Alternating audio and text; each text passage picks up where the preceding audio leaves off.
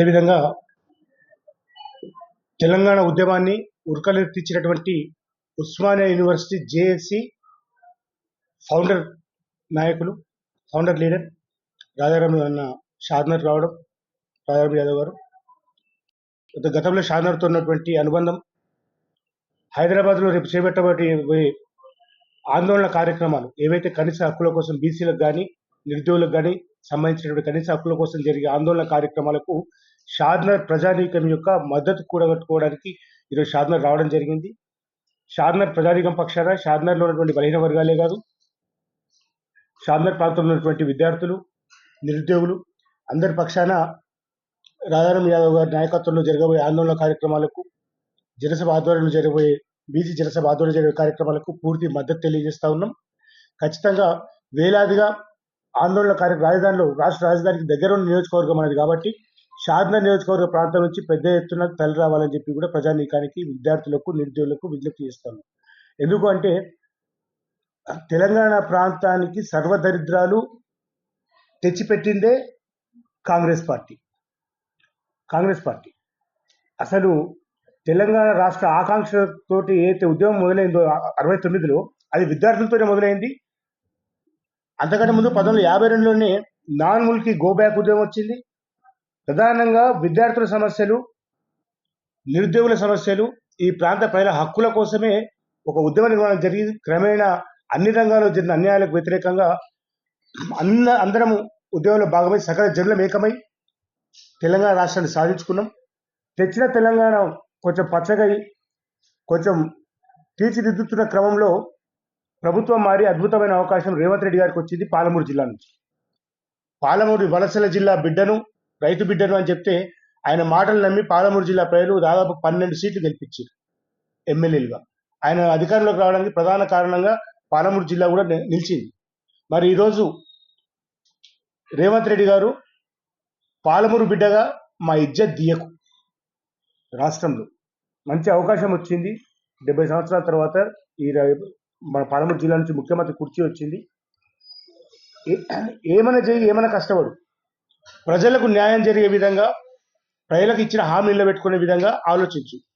ఆయన మధ్యలో ఒకసారి మాట్లాడుతూ ముఖ్యమంత్రి అయిన తర్వాత మాట అన్నారు. అదేం తీరు అర్థం కాదు. నేను కడుపు కట్టుకుంటే 40,000 కోట్లు ఒక ఎడవ చేతిలో ఇచ్చేస్తా అన్నాడు రైతు బంధు విషయంలో, రైతు రుణమాఫీ విషయంలో. ఒక్క సంవత్సరం కడుపు కట్టుకుంటే 40,000 కోట్లు ఇచ్చేస్తా అన్నాడు. అంటే సంవత్సరానికి టార్గెట్ 40,000 కోట్లు సంపాదిద్దామని వచ్చినావా రాజకీయాల్లోకి? ఢిల్లీకి కప్పం ఎంత కడుతున్నావు, అందులో ఆ 40,000 కోట్లలో ఢిల్లీ వాటా ఎంత? ఈరోజు ఇండి కూటమి కూడా అలయన్స్ కూడా దేశంలో ఒక కీలకమైన, క్షమించాలి ఎందుకంటే కొంచెం లేట్ అయింది హైదరాబాద్ నుంచి రావడం. నేను డి రాజారాం యాదవ్, తెలంగాణ ఉద్యమంలో ఓయూ విద్యార్థి జేఏసీ ఫౌండర్గా, అధ్యక్షుడిగా వ్యవహరించినప్పుడు తెలంగాణ ఉద్యమంలో, ఇప్పుడు బీసీ జనసభ రాష్ట్ర అధ్యక్షుడిగా కొనసాగుతున్నాను. అట్లాగే నిన్న మొన్న నిరుద్యోగులకు సంబంధించిన ఇష్యూలో కూడా విద్యార్థి నిరుద్యోగ సమాఖ్యాన్ని ఏర్పాటు చేసి ఉద్యోగాల కోసం మరొక పోరాటాన్ని కూడా ప్రారంభించడం జరిగింది. వీరు మేకల కృష్ణ, తెలంగాణ జర్నలిస్ట్ ఫోరం రాష్ట్ర ప్రధాన కార్యదర్శి, వారు లోడంగి గోవర్ధన్ గారు, తెలంగాణ అడ్వకేట్ జేఏసీ నాయకులు. మీకు తెలిసి రాజా వరప్రసాద్ అన్న ఉద్యమకారుడు, బలహీన వర్గాల బిడ్డ, ఎక్స్ కార్పొరేషన్ చైర్మన్, మిగతా మిత్రులందరికీ కూడా పేరు పేరున నమస్కారాలు. ఈరోజు ప్రధానంగా ఈ పత్రికా సమావేశాన్ని ఏర్పడడానికి ప్రధాన కారణం మీరందరూ చూస్తున్నారు.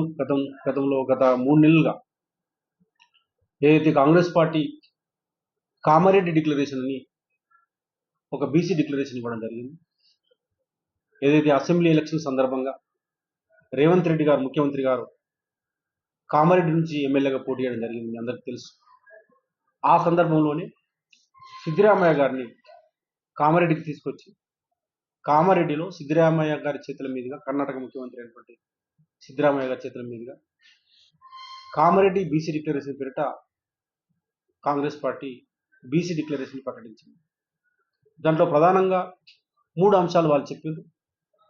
వాళ్ళు చంద్రుని తీసుకొస్తాము, సూర్యుని కూడా తీసుకొస్తామని చెప్పారు. నేను లోతుగా వెళ్ళను కానీ 3 అంశాలు ప్రధానంగా వాళ్ళు చెప్పింది. ఒకటి, అధికారంలోకి వచ్చినటువంటి 6 నెలల్లోనే సమగ్ర కులగణన జరిపి బీసీలకు స్థానిక సంస్థలలో 42% రిజర్వేషన్ ఇస్తాం. తద్వారా సంఖ్య కూడా చెప్పారు వాళ్ళు, 23,000 మందికి ప్రజాప్రతినిధులుగా బీసీలకు అవకాశం ఇస్తామని చాలా స్పష్టంగా ఫస్ట్ పేరాలో వాళ్ళ హామీగా చెప్పారు. రెండవ హామీగా వాళ్ళు చెప్పింది, బీసీలకి మంత్రివర్గంలో పెద్ద స్థానం ఇవ్వడంతో పాటు ఎంబీసీలు ఎవరైతే బీసీల్లో అత్యంత వెనుకబడిన కులాలుగా పిలువబడుతున్నటువంటి చాకలి, మంగలి, కుమ్మరి, కమ్మరి లాంటి కులాలు సంఖ్యాపరంగా తక్కువ కులాలు ఎంబీసీ కులాలు ఉన్నాయో ఆ కులాలకు ప్రత్యేకంగా ఒక మంత్రిత్వ శాఖను కూడా ఇస్తామని చెప్పింది. మూడవది ప్రధానంగా వాళ్ళు చెప్పింది, 1,00,000 కోట్ల బడ్జెట్ 5 సంవత్సరాలకు గాను ప్రతి సంవత్సరం 20,000 కోట్లు ఇస్తామని చెప్పి మొన్న బడ్జెట్ సమావేశాలు అయినాయి. బీసీలకు 8,000 కోట్లు ఇవ్వడం జరిగింది. మరి మంత్రిత్వ శాఖలో మంత్రివర్గంలో తన కులానికి ఎక్కువ అవకాశం ఇచ్చింది కానీ మరి బీసీలకు ఎంతో 2 మాత్రమే ఉన్నారు. రేపు విస్తరణలో బీసీలకు ఎంత ఇస్తారు, ఎంబీసీలకు ఇస్తారో ఏదో తేలాల్సిన పరిస్థితి. ఇంకో ప్రధానమైన అంశం మొదటి హామీగా చెప్పినటువంటిది, కామారెడ్డిలో చెప్పినటువంటి డిక్లరేషన్లో భాగంగా 42% స్థానిక సంస్థల రిజర్వేషన్స్. మీరు చూసిండ్రు రేవంత్ రెడ్డి గారి యొక్క ద్వంద్వ వైఖరి, రేవంత్ రెడ్డి గారి యొక్క మోసపూరిత వైఖరి. అసెంబ్లీ ఎన్నికల సందర్భంలో 7 నెలల క్రితం చెప్పినప్పుడేమో ఓపెన్గా మేము 42% ఇస్తాము స్థానిక సంస్థల్లో, 6 నెలల్లో సమగ్ర కులగణన చేస్తామని చెప్పారు. కానీ లోక్సభ ఎలక్షన్స్ అయిపోగానే వారు, మీరందరూ చూసారు ప్రచార మాధ్యమాల్లో, టీవీలో, పత్రికలు మనం చూసినాం, రేపు షెడ్యూల్ రాబోతోంది, ఎల్లుండి ఎలక్షన్స్ జరుగుతున్నాయి, సూపర్ సానిక్ వినియోగంతో యుద్ధ ప్రాతిపదికన మొత్తం ప్రభుత్వ యంత్రాంగం అంతా ఎట్లా వ్యవహరించింది మనం చూసి, ఇది గమనించినటువంటి మేము బీసీ జనసభగా అన్ని బీసీ సంఘాలు కలుపుకొని మీరు సమగ్ర కులగణన చేస్తామన్నారు, అధికారం వచ్చినటువంటి 6 నెలల్లో చేస్తామన్నారు, మరి ఇలా ఎన్నికలకు ఎట్లా వెళ్తారని చెప్పేసి మేమంతా ఎదురు తిరిగితే ఇప్పటికి కూడా ఒక స్పష్టమైన వైఖరి చెప్పాలి. వాయిదా వేసుకున్నారు తప్ప మరి సమగ్ర కులగణన చేయడం కోసం వాళ్ళు ఎటువంటి విధానాలు రూపొందించలేదు, ఇంతవరకు ప్రణాళిక రూపొందించలేదు, కార్యాచరణ లేదు, కాలయాపన చేస్తున్నాం. మేము చాలా కార్యక్రమాలు చేసినాం. బీసీ జనసభగా అన్ని సంఘాలతోటి రౌండ్ టేబుల్ సమావేశం పెట్టడం జరిగింది. హైదరాబాద్ 2-3 రౌండ్ టేబుల్ సమావేశాలు, అన్ని జిల్లాలు తిరగడం జరిగింది. ట్యాంక్ బండ్ అంబేద్కర్ విగ్రహం దగ్గర కూడా గత నెలలో మేము ధర్నా చేయడం జరిగింది. చివరికి మొన్న జూన్ 15వ తారీఖు నాడు 2-3 వేల మందితోటి పెద్ద ఎత్తున మహాధర్నా కార్యక్రమాన్ని చేయడం జరిగింది. దానికి ఆర్ కృష్ణ లాంటి వాళ్ళు, అనేక మంది బీసీ సంఘాలు అందరూ కూడా ఐక్యంగా ఒక వేదిక మీద తీసుకొచ్చి, ఈవెన్ ఆర్ఎస్ ప్రవీణ్ కుమార్ లాంటి వాళ్ళను, దళిత సంఘాలను కూడా, మన ట్రైబల్ సంఘాలను కూడా, ఆదివాసీ సంఘాలను కూడా పిలవడం జరిగింది. సమగ్ర కులగణన జరిగితే 2 లాభాలు జరుగుతాయి. ఈ సమగ్ర కులగణన అనేది రాహుల్ గాంధీ గారు చెప్తున్నారు, రేవంత్ రెడ్డి గారు చెప్పింది. రాహుల్ గాంధీ గారు నేడు కూడా దేశవ్యాప్తంగా మేము సమగ్ర కులగణన చేస్తాము, సమగ్ర కులగణన చేసి బీసీల రిజర్వేషన్స్ పెంచుతాము, 50% ఉన్నటువంటి రిజర్వేషన్ పరిమితిని ఎత్తేస్తామని చెప్పేసి రాజ్యాంగం పట్టుకొని రోజు ఇయ్యాల కూడా నరేంద్ర మోడీ గారు, అమిత్ షా గారు మొన్న లోక్సభ ఎలక్షన్స్ చూసినాం మనం, వీళ్ళు రాజ్యాంగ వ్యతిరేకులు, ప్రజాస్వామ్య వ్యతిరేకులు, వీళ్ళు అధికారంలోకి వస్తే రిజర్వేషన్స్ రద్దు చేస్తారని చెప్పేసి పదే రేవంత్ రెడ్డి గారు, రాహుల్ గాంధీ గారు అని టీం చెప్పింది. ఇవాళ కూడా చెప్తున్నది. కానీ ఇవాళ ముఖ్యమంత్రి అయిన తర్వాత రేవంత్ రెడ్డి గారు రాహుల్ గాంధీ గారు చెప్పినటువంటి మాటల్ని పట్టించుకోకుండా ఆయన సొంత ఎజెండాతో పోతా ఉంది. అంటే కాంగ్రెస్ పార్టీ 2 ఎజెండాలు ఉన్నాయి. రాహుల్ గాంధీ గారేమో సమగ్ర కులగణన చేస్తామంటారు, రాహుల్ గాంధీ గారేమో బీసీల రిజర్వేషన్స్ పెంచుతామంటారు. రేవంత్ రెడ్డి గారు కామారెడ్డి డిక్లరేషన్లో భాగంగా సిద్ధరామయ్యతో చెప్పిస్తారు, అధికారంకి వచ్చిన తర్వాత ఇవాళ సమగ్ర కులగణని అటకెక్కించి బీసీలను మోసం చేసే పరిస్థితి కనిపిస్తుంది. మొన్న కూడా ఢిల్లీలో వారు చెప్పిండ్రు, ప్రెస్ మిత్రులు అడిగితే మేము సమగ్ర కులగణన ఇప్పుడు చేయము, సెప్టెంబర్లో ఆ బీసీ కమిషన్ యొక్క కాల పరిమితి అయిపోతుంది, అప్పుడు చూస్తామని. అంటే ఎందుకంతా మీకు నిర్లక్ష్యం? బీసీలు అంటే ఎందుకు నిర్లక్ష్యం? మాకు స్పష్టమైనటువంటి, మాకు విశ్వసనీయమైన సమాచారం ఉంది. రేవంత్ రెడ్డి గారు కేవలం సమగ్ర కులగణన అనేది రాహుల్ గాంధీ గారి ఎజెండా, ఎలక్షన్ల ముందు మాత్రమే చెప్పిండ్రు, కానీ సమగ్ర కులగణన చేయడం ఇష్టం లేదు, 42% బీసీలకు రిజర్వేషన్స్ ఇవ్వడం ఇష్టం లేదు, విద్యా ఉద్యోగ రంగంలో బీసీల రిజర్వేషన్స్ పెంచడం ఇష్టం లేదు, ఎందుకంటే సమగ్ర కులగణన చేస్తే ఇవన్నీ ఇవ్వాల్సి వస్తుంది కాబట్టి ఆయనకి ఇష్టం లేదు. కాబట్టి కాలయాపన వేసి మెల్లగా ఏం చేస్తుందంటే హైకోర్టులో కొంతమంది ప్రైవేట్ వ్యక్తులతో పిటిషన్ ఇప్పించి కాలయాపన అయిపోతున్నది, గ్రామ పాలన స్తంభిస్తున్నది, ఎన్ని రోజులు మీరు అధికారులతోటి పాలన చేస్తారు. కాబట్టి రాజ్యాంగ సంక్షోభం ఏర్పడుతుంది. కేంద్రం నుంచి వచ్చే నిధులు కూడా వస్తలేవు కాబట్టి నుంచి డిమాండ్ వచ్చినట్లుగా సర్పంచ్ ఎంపీటీసీలు వాళ్ళు కూడా డిమాండ్ చేసే పద్ధతిలో అంటే కాలయాపన చేసి పైకేమో నేను బీసీ కమిషన్తో ప్రయత్నం చేస్తున్నా, నేను బీసీ సంఘాలతో చెప్పిస్తున్నా, మేధావులతో చర్చలు పెడుతున్నా, మేము చేయడానికి రెడీ ఉన్నాము, మా నెక్స్ట్ ఎజెండాలో భాగం ఉందని పైకి చెప్తూ కాలయాపన చేస్తూ తాత్సారం చేస్తూ మెల్లగా హైకోర్టులో పిటిషన్ వేయించి హైకోర్టు ద్వారా ఒక డైరెక్షన్ ఇప్పించుకొని హైకోర్టు ఏం చేస్తుంది, కాలయాపన జరిగింది కాబట్టి ముందు ఎలక్షన్స్ పెట్టాయా, తర్వాత చూసుకోండి మీరంతా, ఈ గ్రామ పాలన స్తంభిస్తుంది కదా అని చెప్పేసి హైకోర్టులో కొంతమంది ప్రైవేట్ వ్యక్తులు పోతే వాళ్ళకి వీరే సహాయం చేస్తారు. సహాయం చేసి అట్లా ఒక డైరెక్షన్ తీసుకొచ్చుకొని చూసిందా, నేను ప్రయత్నం చేసిన సమగ్ర కులగణ నేను ప్రయత్నం చేసిన 42 రిజర్వేషన్ ప్రయత్నం చేసిన 23 మందికి ప్రజాప్రతినిధులకు అవకాశం ఇవ్వడానికి ప్రయత్నం చేసిన కానీ కోర్టు డైరెక్షన్ ఇచ్చింది, నేనేం చేయాలి, ఎలక్షన్ పోతున్నా అనేది మరి కుట్ర. అంటే కడుపులో కత్తులు పెట్టుకొని బీసీల యొక్క రాజకీయ అవకాశాలు దెబ్బతీయాలని చెప్పేసి రేవంత్ రెడ్డి ప్రయత్నం చేస్తారు. నేను అడుగుతా ఉన్నాను రేవంత్ రెడ్డి గారిని, మీకు ఒక అద్భుతమైన అవకాశం వచ్చింది, రైతు బిడ్డగా మీరు చెప్పుకున్నారు, రైతు బిడ్డగా చెప్పుకొని ఒక చిన్న కుటుంబం నుంచి వచ్చినా అని చెప్పుకున్నారు. మీరు ఊహించని పదవి మీకు ముఖ్యమంత్రిగా మీరు వచ్చింది. అవకాశం వచ్చినటువంటి మీరు ఇవాళ ఇంత కుట్ర చేసుకొని బీసీలను నష్టం చేస్తే మీకు ఏమొస్తుందని అడుగుతా ఉన్నాను. మీరు ఏం సాధిస్తారని అడుగుతా ఉన్నాను. ఇంత గొప్ప పదవి వచ్చిన తర్వాత ఇంకా ఏంది మీరు సాధించేది? కాబట్టి ఇప్పటికైనా మీరు కళ్ళు తెరవండి. మీరు అనుకుంటారేమో వీళ్ళు ఏం చేస్తారని చెప్పేసి, మీకు తెలియదు చరిత్ర, మీరు చరిత్ర తెలుసుకోండి. ఈ తెలంగాణ గడ్డ పోరాటాల గడ్డ, ఉద్యమాల గడ్డ. దొడ్డి కొమరయ్య లాంటి వాళ్ళు, సర్వై పప్పన్ లాంటి వాళ్ళు, కొమరం భీం లాంటి వాళ్ళు, చాకల ఎల్లమ్మ లాంటి వాళ్ళు, మా బల్లి లలితక్క, మా సాంబశివుడు లాంటి వాళ్ళు అనేక మంది తెలంగాణ ఉద్యమంలో, మా శ్రీకాంతాచారి మొన్న మనదేశ కాలం ఉద్యమంలో అనే పునఃప్రాయంగా ప్రాణాలు వదిలిపెట్టినటువంటి బిడ్డలు ఈ తెలంగాణ గడ్డ మీద ఉన్నారు. కాబట్టి పెద్ద ఉద్యమం చేస్తాము. బీసీలకు 42% రిజర్వేషన్స్ వచ్చేంత వరకు, సమగ్ర కులగణన జరిగేంత వరకు రేవంత్ రెడ్డిని వదిలిపెట్టేది లేదు. అందుకోసమే రేపు జూలై 15వ తారీఖు నాడు సెక్రటరియట్ ముట్టడి కార్యక్రమాన్ని కూడా గతంలో ఇచ్చినాం. దాన్ని జయప్రాం చేయాలని చెప్పేసి దాంట్లో భాగంగానే వచ్చినాం.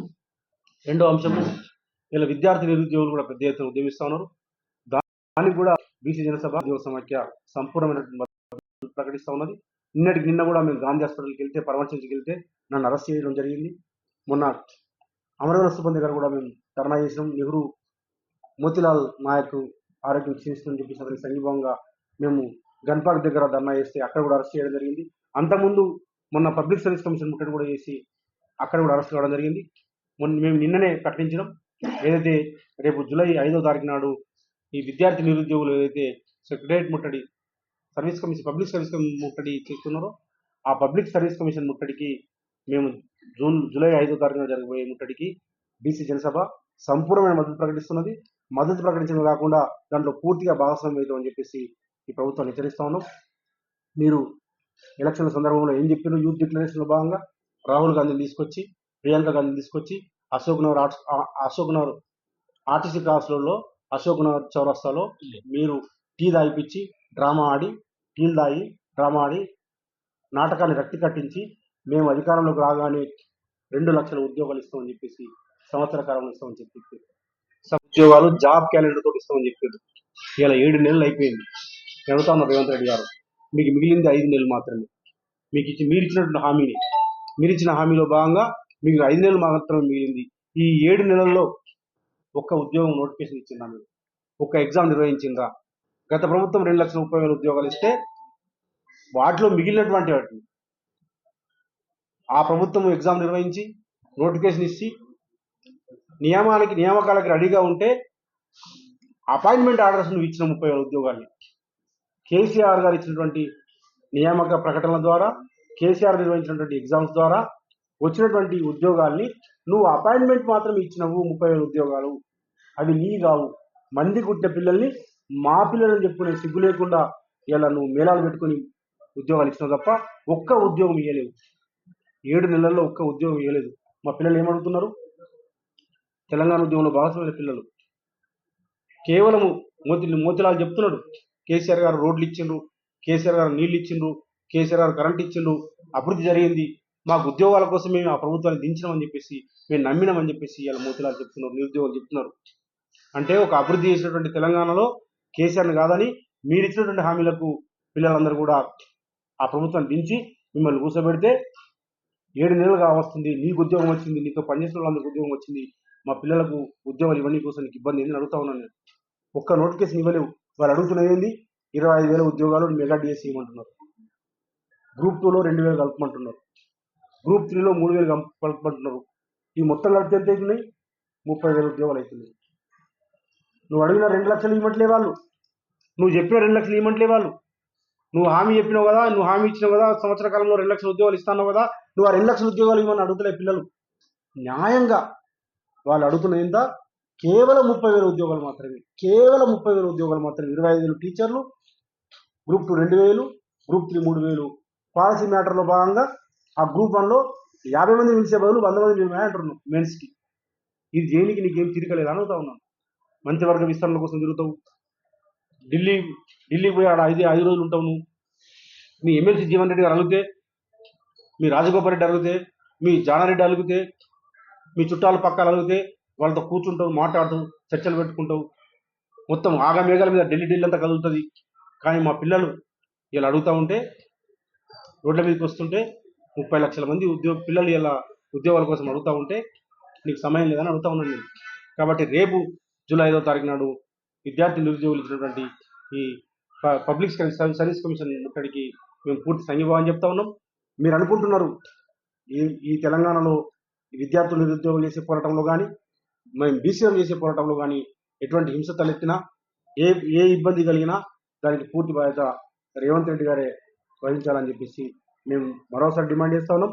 మీరు చెప్పినటువంటి కామారెడ్డి డిక్లరేషన్ భాగంగా మీరు చెప్పిందే సమగ్ర కులగణన చేయండి, 42% స్థానిక సంస్థలు రిజర్వేషన్స్ ఇవ్వండి, మీరు చెప్పిన ప్రకారమే 2 లక్షల ఉద్యోగాలను నింపండి, ఇమీడియట్గా మా పిల్లలు అడుగుతున్నటువంటి 30,000 ఉద్యోగాలకి నోటిఫికేషన్స్ ఇవ్వండి, డిఎస్సిని పోస్ట్ పోన్ చేయండి, గ్రూప్ 2లో 2,000 ఇవ్వండి, గ్రూప్ 3లో 3,000 ఇవ్వండి, 1:100 ప్రకారం గ్రూప్ 1 పిలవండి అని చెప్పేసి ఇప్పటికైనా మీరు పిలిచి తెలంగాణ బిడ్డల యొక్క ఆత్మఘోషని అర్థం చేసుకోవాలని చెప్పేసి, లేకపోతే జరగబోయే పరిణామాలకి రేవంత్ రెడ్డి గారి బాధ్యత వహించాలని చెప్పేసి హెచ్చరిస్తా ఉన్నాం. గెలుచుకొని కేంద్ర ప్రభుత్వం మీద ఒత్తిడి తెచ్చి, మోడీ గారి మీద ఒత్తిడి తెచ్చి ప్రజల హక్కులను సాధించే అవకాశం వచ్చింది విపక్షానికి కూడా. మరి మీ పార్టీయే ప్రధాన విపక్షంగా ఉంది. రాహుల్ గాంధీ గారితో రోడ్ల మీద పరుగులు పెట్టిన రేవంత్ రెడ్డి గారు రాహుల్ గాంధీ గారి ద్వారా పార్లమెంట్లో ఈ హక్కుల సాధన కోసం ప్రయత్నించి పాలమూరు బిడ్డగా అవి మానేసి తెలంగాణను అమ్ముకునే పనుల పడుతున్నావు, ఈ దారి తప్పుతున్నావు. దయచేసి పాలమూరు బిడ్డల ఇజ్జత్ తీయకని మాత్రం దండం పెట్టి విజ్ఞప్తి చేస్తున్నాం. పాలమూరు బిడ్డలు రేపు జరగబోయే ఆందోళన కార్యక్రమంలో రాయారాం యాదవ్ గారి టీంకి, అదేవిధంగా జనసభకు, నిరుద్యోగ జేఏసీకి అన్నిటికీ పూర్తి స్థాయిలో మద్దతు శాసన నియోజకవర్గం నుంచి ఉంటుందని చెప్పి హామీ ఇస్తూ పాల్గొంటామని తెలియజేస్తారు.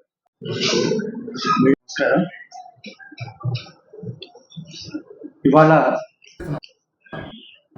రేవంత్ రెడ్డి నాయకత్వంలో కాంగ్రెస్ ప్రభుత్వం అధికారంలోకి వచ్చి దాదాపు 7 నెలలు కావచ్చు. నీడనిచ్చి వాళ్ళకు రక్షణ ముఖ్యంగా బడుగు బలహీన వర్గాలు బీసీలను రిజర్వేషన్ల విషయంలో గొప్ప అవకాశం కల్పిస్తామని చెప్పేసి ఆ రోజు కామారెడ్డిలో బీసీ డిక్లరేషన్ ప్రకటించడం జరిగింది. కర్ణాటక ముఖ్యమంత్రి సిద్ధరామయ్య తీసుకొచ్చి ఆయన చేతుల మీదుగానే అనౌన్స్ చేసినటువంటి పరిస్థితి. కానీ ఇవాళ రేవంత్ రెడ్డి అధికారంలోకి వచ్చిన తర్వాత పూర్తిగా మాట మార్చినటువంటి పరిస్థితి మనం చూస్తున్నాం.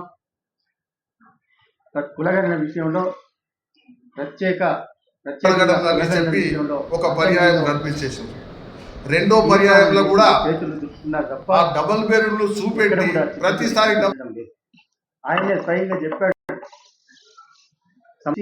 బీసీలకు 42% రిజర్వేషన్ ఇస్తాం, తద్వారా ఆ రోజు చెప్పడం జరిగింది. కానీ అలాగే రాహుల్ గాంధీ కూడా ఇవాళ దేశం అంతా చెప్తున్నాడు, రాజ్యాంగాన్ని పట్టుకొని ఓబీసీలకి ఏదైతే 50% ఉన్నటువంటి పరిమితిని ఎత్తేసి రిజర్వేషన్లను పెంచుతామని చెప్పేసి రాజ్యాంగాన్ని చేతిలో పట్టుకొని దేశం అంతా తిరుగుతున్నారు. కానీ రాహుల్ గాంధీ చెప్తున్నటువంటి మాటలు, ఆయన ఇచ్చినటువంటి హామీలను ఇక్కడ కాంగ్రెస్ పెద్దలు కావచ్చు, ముఖ్యమంత్రి కావచ్చు, ఎవరు కూడా పట్టించుకునేటువంటి పరిస్థితి లేదు. గత 4 నెలలుగా పెద్ద ఎత్తున బీసీ జనసభ ద్వారా కావచ్చు, మిగతా సంఘాల ద్వారా, బీసీ సంఘాల ద్వారా ప్రభుత్వాన్ని అడుగుతా ఉన్నాం, అనేక కార్యక్రమాలు చేస్తూ ఉన్నాం.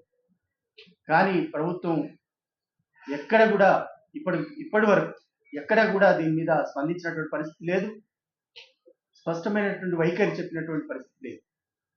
కాబట్టి ఒక మోసపూరితమైనటువంటి వాగ్దానాలు, కాంగ్రెస్ చరిత్ర అంతా మోసపూరితమైనటువంటి చరిత్ర. ఎందుకంటే మనకు తెలుసు, వాళ్ళ తాత ముత్తాతల నుంచి కూడా కాకా కాలేకర్ కమిషన్ని వాళ్ళ తాత దాచిపెట్టిండు, బీరోలో పెట్టిండు.